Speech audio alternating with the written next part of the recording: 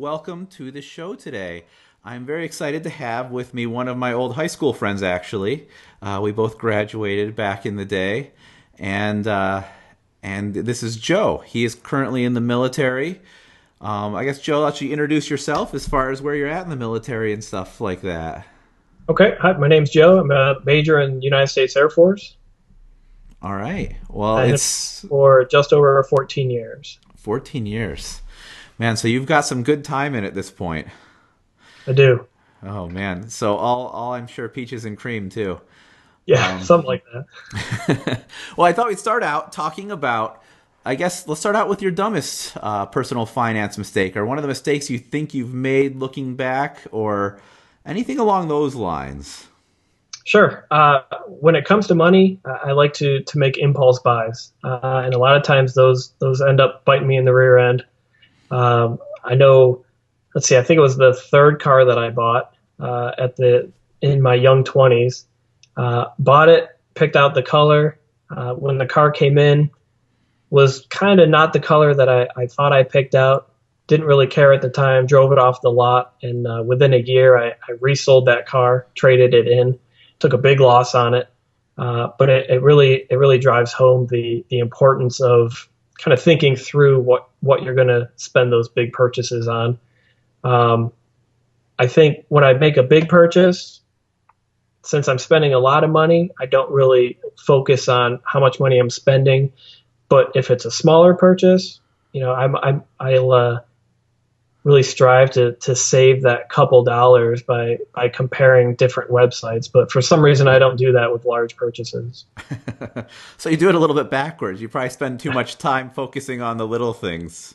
Right. Yeah, that can be a problem. And I think that's very common with people, especially I've run into a lot of, people who are thrifty down to the couponing and stuff like that, but then, all that goes out the window the minute they're going to buy a house for some reason because they have to have it perfect in the way they want it and stuff like that.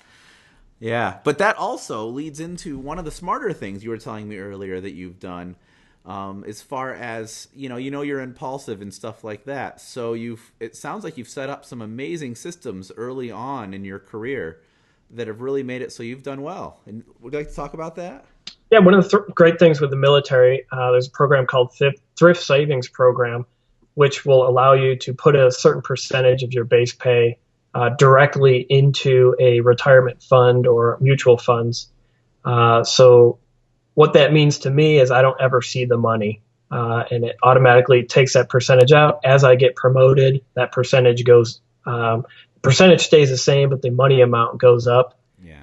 And really, I don't miss the money because I don't ever see it. If I have to write a check to go into a retirement fund, that's money that I see as me giving away. Even though I know I'll eventually get it back, I miss it because I'm writing that check.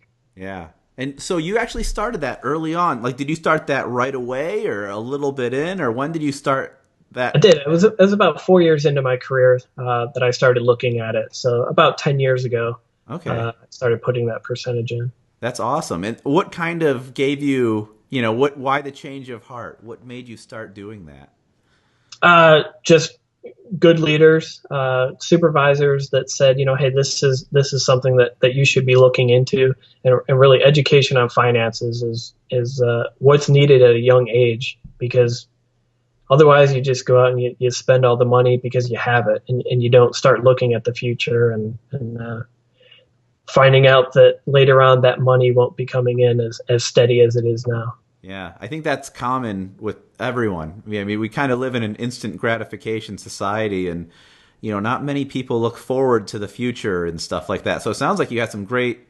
leaders and authority above you to look up to kind of guide you in the right direction early on, which really, I think, it sounds like it paid in pretty big dividends, and hopefully even more so. Very cool. Very cool. Well, I think we will leave it at that for now. Thank you so much for being on with me, Joe. We're going to go into a second part with you. And if you want more of that, I guess tune in on the podcast.